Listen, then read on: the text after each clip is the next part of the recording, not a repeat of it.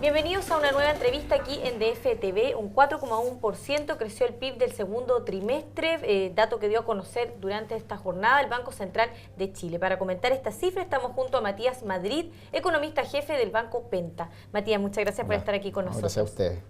¿Qué proyecciones tienen ustedes entonces para el resto del año tras conocer estas cifras? Nosotros esperamos que el crecimiento del PIB del resto del año se ubique en torno al 4,2%, con lo que finalizaríamos el año en torno al 4,3, 4,2%, bastante similar a lo que hemos visto, yo diría, en el primer semestre en términos de crecimiento global, ¿no es cierto?, pero con distinta composición.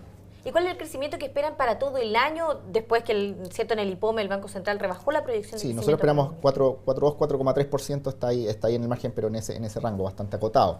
Podría ser 4,2% porque esperamos una desaceleración un poco más fuerte de la demanda interna, básicamente. ¿Y qué deberíamos esperar para el 2014? 2014 deberíamos crecer más cerca del potencial, nosotros estimamos en torno al 4,5%. Bueno, lo que tú me comentabas, ¿cierto? La demanda interna creció un 4,5%, pero aún están por debajo de lo que había crecido en el trimestre anterior. Y ahora está el debate de cuándo el Banco Central finalmente bajaría la tasa de política monetaria. ¿Cree que podría ser en la reunión de septiembre? Es una posibilidad, depende de los datos de coyuntura, son bastante importantes para la toma de decisiones ahora. En particular, nosotros pensamos que si, claro, efectivamente esperamos una desaceleración importante del consumo, debería converger a tasa de crecimiento cercana al 6%, lo que gatillaría finalmente con una alta probabilidad en septiembre la rebaja de la tasa, pero va a depender, como te digo, los datos sectoriales que se publiquen este mes. ¿Y si la bajan, cuánto creen ustedes que la bajaría? La bajaría en septiembre 25 puntos base, y si parte en septiembre, probablemente en el año podríamos tener hasta 3 bajas de 25 puntos base durante el segundo semestre, lo que nos llevaría a una tasa de política monetaria del 4,25 a fin de año. ¿Y para el próximo año tienen alguna? No, ahí nosotros pensamos que ya debería mantenerse relativamente estable, con una recuperación del sector externo también. La demanda se desacelera, pero no se desacelera en una magnitud que requiera un estímulo adicional, por lo tanto debería mantenerse relativamente estable. Otro tema que ha estado en cuestión, ¿cierto?, ha sido el tema de la inflación. También en el IPOME el Banco Central finalmente rebajó la proyección desde un 2,8 a un 2,6%. ¿Qué expectativas tienen ustedes para la inflación? Nuestra expectativa es del 2,4%, bastante alineada con los instrumentos de mercado también. Los datos implícitos muestran que el mercado está esperando una cifra en torno a eso para el cierre de año, muy influenciada en particular por el precio de los combustibles. Eso puede traer cierta volatilidad a ese número del 2,4, pero en estos momentos estimamos eso también con un impacto del precio de los alimentos, sobre todo en los meses de invierno, lo hemos visto en los últimos meses. ¿Y las expectativas ya de inflación para el 2014? No, convergencia, están bastante alineadas al 3%, de convergencia a la meta del Banco Central, es lo que muestran también las encuestas, y en general eso ha mantenido anclado y también le da cierto espacio al Banco Central para poder bajar las tasas en caso de ser necesario.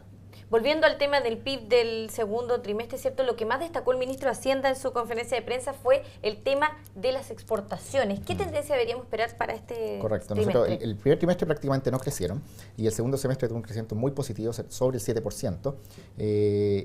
Y dato interesante también, en términos de las exportaciones en dólares, los mayores crecimientos se dieron en los países desarrollados, Estados Unidos, Europa, lo que hace bastante sentido con la evolución que tiene la economía mundial, con los países desarrollados, digamos, recuperándose en el margen y los emergentes desacelerándose. Por lo tanto, estimamos que esa tendencia se va a mantener. Dado eso, crecimientos de exportaciones sobre el 6%, que los que deberíamos esperar durante el segundo semestre del año. El tercer trimestre debería ser muy, muy positivo.